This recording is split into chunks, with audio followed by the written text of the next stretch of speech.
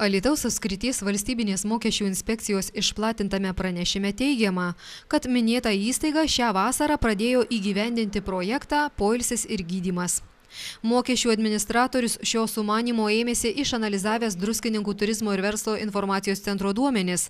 Pateikta statistika rodo, kad praėjusiais metais Druskininkų svečių skaičius pasiekė rekordinius 2008 metų rodiklius, tačiau sumokėtų mokesčių suma 2010 metais, lyginant su 2008 duomenimis, mažesnė beveik 37%. Mokesčių inspekcija išnagrinėjo 3 metų duomenys, ten įvairių bazių duomenys, tame tarpe ir Druskininkų verslo turizmo centro. Pastebėjo, kad, pavyzdžiui, 10 metais svečių skaičius pasiekė tą iki krizinį laikotarpį, kai buvo rekordinis, tačiau matom, kad mokesčių suma 10 metais, palyginus su 8 metais, duomenimis mažesnė net 36 daugiau procentų. O jeigu piniginė išraiška, tai būtų 4,4 milijonų litų. Yra pastebėta tokios tendencijos, kad darbo užmokestis linkęs mažėti. Dabar sudaro tik 893 litrus Druskininkuose šitoj sferoj, kurie poilsio ir gydymo užsiima, įmonės. Ir todėl toks kyla įtarimas ir yra tokia rizika, kad kai kurių įmonių darbuotojams faktiškai mokamas darbo užmokestis, jisai nėra apskaitomas ir nepilnai apskaitomus pajamos. Tai čia tas yra dabar toks vykdomas projektas ir tie projektų specialistai aktyviai bendradarbiaus su verslininkais, su jų asociacijom. Noriu pasakyti, kad tai nereiškia, kad mokesčių inspekcijos darbuotojai šoks ir čia stipriai labai kontroliuos tas įmonės. Bet todėl, kad tokios pastebėtos tendencijos, tai skiriamas šiek tiek didesnis dėmesys.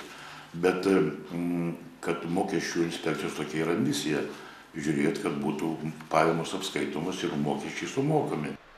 Projekto metu valstybinės mokesčių inspekcijos specialistai aktyviai bendradarbiaus su šios sektorius asociacija verslo bendrovėmis, sieks, kad šios pačios imtųsi veiksmų, skaidrintų savo veiklą.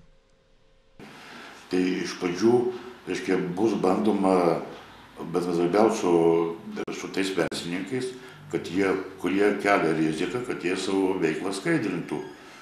Ir tik po to, kai bus išsiųsti laiškai ir negauti pagrįsti atsakymai, dėl ko jų tam pajamos krenta ar kitokie neigiami dalykai, tik po to gali toks verslininkas sulaukti tikrintojų.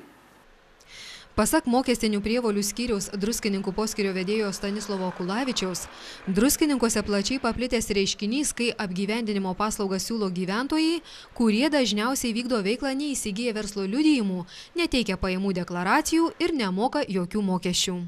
Todėl Alytaus apskrities valstybinės mokesčių inspekcijos specialistai didelį dėmesį skirs nustatyti mokesčių mokėtojus komerciniais pagrindais teikiančius apgyvendinimo, maitinimo, kaimo turizmo, pramogų organizavimo paslaugas Druskininkų mieste.